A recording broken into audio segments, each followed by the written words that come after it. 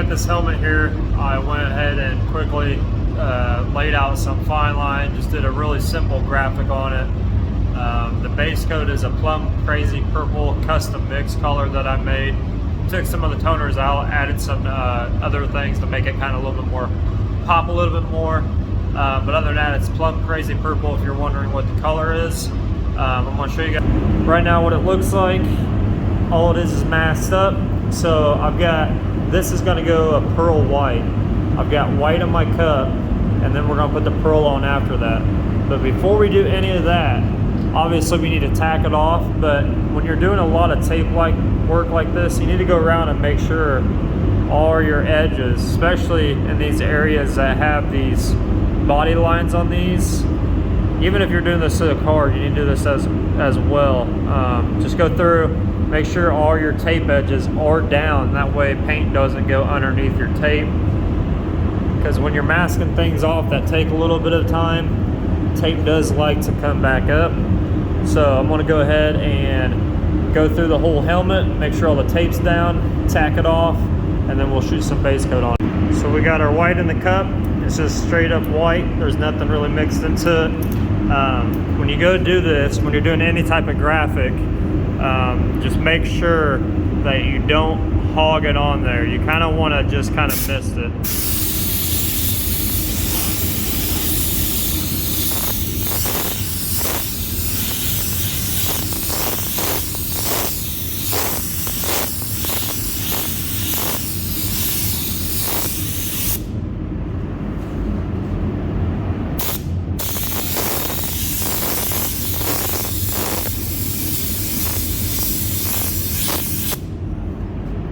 You got a mini jet, it works better, that way you're not blasting it, but dusting it on there allows that paint to adhere to it without lifting the tape so much, and it lets it just adhere to that substrate really well without doing anything crazy on you. So you always want to just kind of mist it, and then once this kind of tacks off and dries, you're pretty much free to go to just do like a medium wet coat until full coverage. So we're going to get this thing full covered. I want to blow it off and air it off.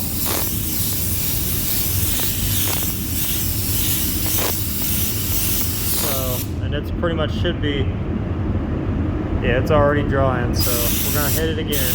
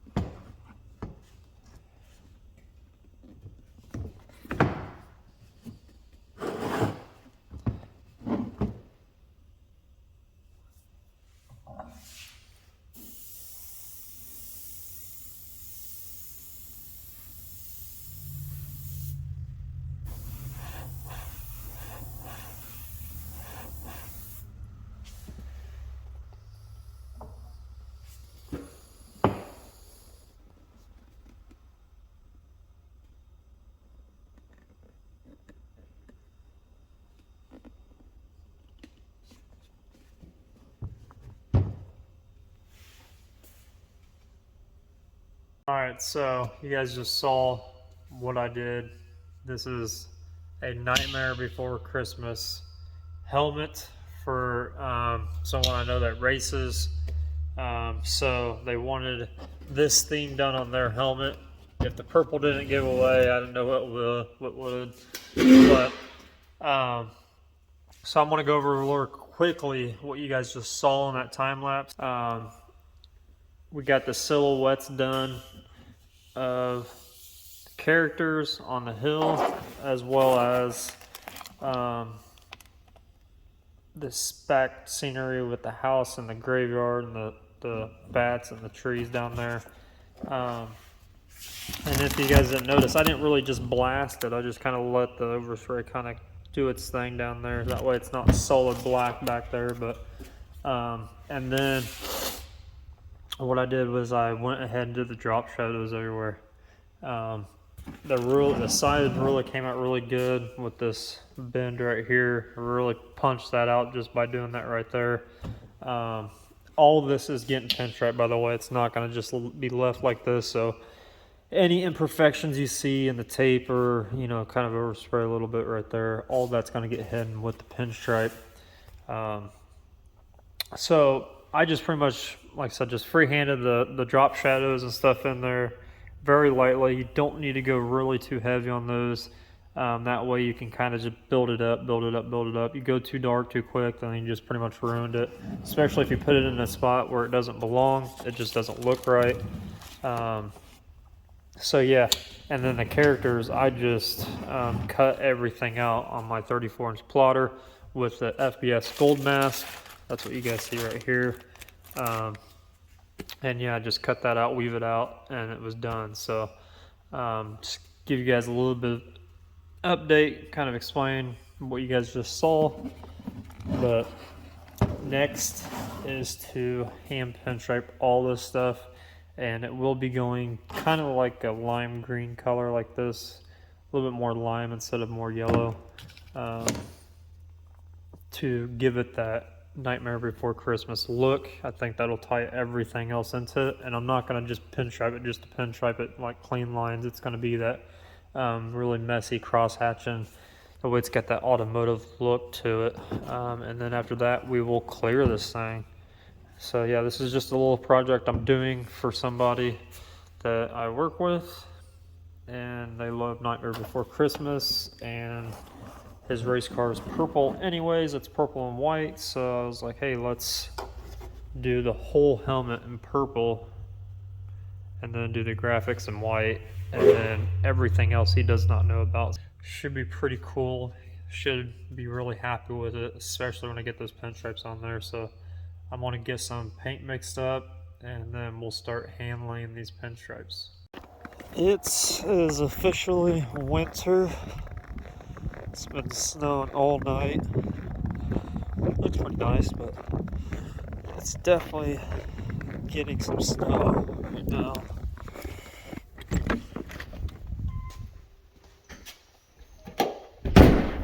Alright. What's up, everybody? So today we are going to start the truck, the Mazda. Now I'm gonna kick on some heat real quick here. Actually, I need to come over here. Shop's a mess, so pardon that, but I need to kick this up. About 55 right there. Want to keep everything nice and cool, or not nice and cool, nice and warm in here. Don't like it ever to see below 60 in here, because obviously we got paint stuff, so you kick that up. But yeah, in order to start on this, there's only a couple things you need. Obviously you need tools, which we have plenty of, and then you're going to need some plastic bags. I've got some in here, actually somewhere in here.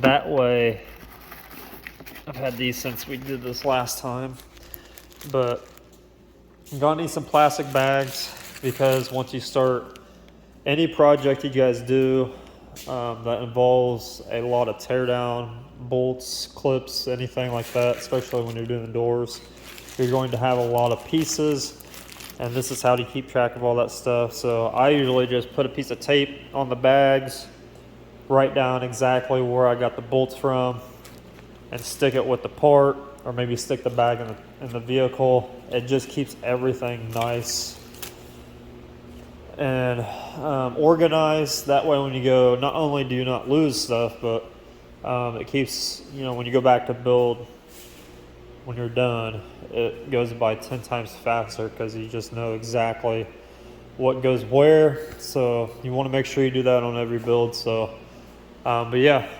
we're gonna start to get this torn down. Since I've already done this, it's a pretty easy tear down. There's not much, anything that's gonna really cause issues since we've done it once already, but it's just an easy truck to tear down. So what I do is I usually start in the front, and I'll just kind of work my way back to the doors and to the back of the bed. And that's just how I usually tear down stuff. So that's how I want to do it. I want to start on there, get the fenders off of it, start breaking down the doors, get the doors off of it, start getting all the windows out. The only thing with this truck, since it's got a custom top on it, this is the only thing that's a really pain in the butt to do. Because you can see they've got these dowel pins everywhere. So these dowel pins actually have threads on the other side. So you got to get underneath of them and get the nuts and get the washers off of everything. You got to keep track how many washers go where and all that other stuff. And this whole thing just lifts off at once, and then it starts breaking down into 4 pieces. Topper comes off by itself. It's a big thing to do because it is such a pain in the butt. It's a custom made sunroof, drawback sunroof, so it's just, it's not really made the best. If you guys understand what I'm saying here, it's kind of a pain in the butt to do by yourself. So just take your time. But I've had it off before, so it's not really too big of a deal. It's just kind of awkward to get it off. But that's the only thing on this whole build that probably will take more time than doing the whole thing. So I'm going to get to tearing this front end off and see how far we can go today and see how far we can get this done.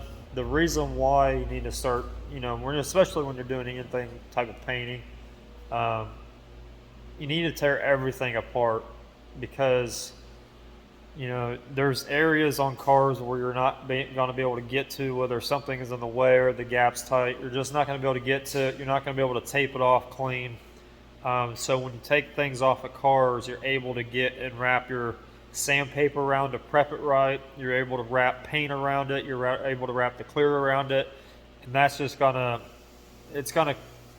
paint job is just going to last a lot longer in the long run, because you're wrapping everything around, you're prepping everything around, you're not missing any of those spots where it's hard to get to. When you take things off of vehicles, it's just so much easier to get access behind doors. In this area behind this door, if you would open the door, you could get to it, but you wouldn't be able to get it completely to where you can see what you're doing, because the graphics do go inside the fenders and stuff. I don't know if you guys can see that, but they go all the way in the back side of there. And that's just a testament of doing things right, especially when you're doing custom stuff for people. You just want to make sure everything is wrapped around, everything is prepped, everything's going to last. Just take your time and do it right, and you won't have any issues. But once I get everything torn apart, like the fenders will come off, the doors will come off, the bed will get set back. Might even have to take that off at one point. And then we're going to be able to prep everything. Everything gets sanded down, just as if you were starting all over again. And you're just going to go through and sand it all down, and then we'll clean it all back up. And then what will happen to do is we'll put everything back together. We'll preset everything, because we're going to be adding more graphics onto this. So you want to set the whole entire build back up as if you're putting it back together, just without all the stuff on it. That way you can do your graphics and everything that's going to line up when you get done clearing everything. Everything's going to go back together easy. All the graphics are going to line up, and you just want to make sure you take your time at that point and do it right, because you definitely don't want to mess up, especially if you're painting something graphics and you go do it and then you go build it for the very last time, and you notice that the graphics don't line up. So just make sure you set everything right. Take your time when you do that initial build back up to lay down your graphics, because it makes a world of a difference. So it's gonna take me a few hours to do this, so I'm gonna get to it. I'm gonna put some music on and I'll show you guys the progress along the way. Alright guys, so roughly 3 hours and 10-15 minutes later, the truck is pretty much, I would say 90% torn down. I've got some things I gotta go do today, so this is my stopping point for the day. I want to show you guys real quick before I leave. Just how far we've got. The bumper didn't need to come off. It doesn't. There's nothing that's getting painted on it. It's far away from everything else, so no need to take that off. The hood the same way. You don't really need, I didn't need it because I'm going to be adding on top of it. I'm not doing anything underneath of it, so I'll just back tape it when I do it. But the rest of the truck, so no need to take that off. As far as everything else is gone, back glass, side glass, window glass, doors are pretty much 100% torn down on the inside of them. This little stuff like this, I'll just probably end up taping, or else I can just, the rod just unsnaps, so 5 seconds with that, that'll come out. So not really too big of a deal on that small stuff. The only thing I did not mess with today was the sunroof, because that's going to be a little bit more involved than the rest of it. So pretty much what happens is the sunroof is actually taped and glued to the metal brackets that you see running with that sunroof. So that's why it's really involved. I got to take that A-pillar off over there still to get to access all that. All this, the visors and stuff, got to get unscrewed. So just a little bit more left to go on it, but once I get all these, pretty much they're all like this. You just undo them like little clips, and they're actually sewed into the fabric for the sunroof. You gotta be really careful with it because it is really fragile once you get all that unhooked, and then you can get to the bolts and the nuts on the bottom side of this thing. But you gotta take this off first. So I didn't want to really mess with that, but I got the back window out. That was not too bad. The bed's completely torn down. We got some parts back here laying back here, but get all that cleaned up. But the gate, license plate, lights, everything's out of it. Fenders, gates right there. It's pretty simple. Then obviously the doors, when we get ready to do our final sand on this, the doors will come off. That way we can get everything inside of there, and when we do the graphics we can get the clear and everything back there. So other than that, yeah, it's pretty much ready to be sanded. The bed bolts are still in it. I still need to move those back, but I'm going to go ahead and just sand most of it as much as I can and get all that out of the way, get the actual labor intensive stuff out of the way, and then that small stuff like that, I'll do that along the way when I'm ready to clean and all that stuff. So I'll do that later on. But yeah, it's just, I think there's 6 bolts back here, so they're real easy to get to. That won't take a couple seconds, a couple minutes really, not much. But the front glass, no need to take it out on these models of trucks because there's a big old gap that runs through here. A lot of cars will have a weather strip built into the glass, which means you got to cut it out to get back there. This one, it just has that chrome that covers all this up. So you just got to pretty much just tape the glass up, and then you can just prep everything underneath there, inside there. So it makes it really good that you don't have to cut this glass out on this truck, which, that could be a couple $100 just to cut it out and put it back in when you're done. These are bolt-in windows, so all that stuff came out real easy. The back glass is just pretty much roped in, so if you can unrope it by yourself without breaking it, it's not too bad. Just a little bit of elbow grease and a little bit of love and get there. But pretty much it, guys. I mean, I don't know what else to show you guys at this point. There's not much going on. Next, I'll end up, like I said, I'll be taking the sunroof out when I get back, and then at that point, just kind of clean up my little mess here, and then I can start red Scotch writing everything and DAing and blocking everything down, because I am going to try to get this a little bit more smoother. I don't know if I can or not, but it's got some clear left over from wet sand and buffing it the first time we did it. So I'm just curious to see how straight I can actually get it after I scotch brite it and take a long block to it and long block the crap out of it. Because when you put graphics on top of graphics, if you don't get them smooth, and you go put wet paint, brand new paint over top of it, you can see those lines going through that paint if you're not really careful. So you want to make sure everything is nice and smooth. That way when you apply paint over top of it, you don't see those lines come back up. So that's just a little bit of a trick there for you. But like I said, this thing is so slick already. I don't think I'm going to be able to get it any more smooth. There's really nothing wrong with the body right now. So I could literally just scotch brite it, take a DA over it with 600 and DA the crap out of this thing flat. And then clean it. Put the fender, put the doors and everything back on it, put the bed back, clean it again, and start laying graphics. So if I can get this thing prepped and everything in the next probably 3 or 4 days, maybe less than that, then end of this week we should be laying graphics. And we already got all that stuff laid out. I just got to print it off from the computer. I'm going to put them up on the glass of the window and everything when we go to lay all those out. That way they're right there in front of me. But yeah, this thing's going to move along a lot quicker than what I anticipated, which is really cool because, you know, we already did the hard work as far as getting the body straight, making sure the paint's really clean. The paint's already nice and clean. He kept really good care of it over the last few months of taking it out on the road. There's no rock chips. There's nothing like that. So this is gonna really speed through this once we get that sunroof out of there and get everything else prepped off and ready to go. So that's gonna be on the next video. You might see some clips from the helmet I'm doing in this video as well, but I just want to bring you guys along as far as what entitled of what goes into something like this. And just remember, like, the doors will come all the way off and then put back on the truck just to prep it and get everything all nice and clean. So, but yeah, that's it, guys. That's pretty much it. So, you know, next one should be coming pretty quick as far as if you guys want to see the prepping and what I used to prep something like this and how I go about doing it. It's not really too bad. It's not too complicated. This isn't really like a really big car or truck, so it should go by pretty quickly. So I'll probably do a little video of that as well. So thanks for watching, and see you on the next one.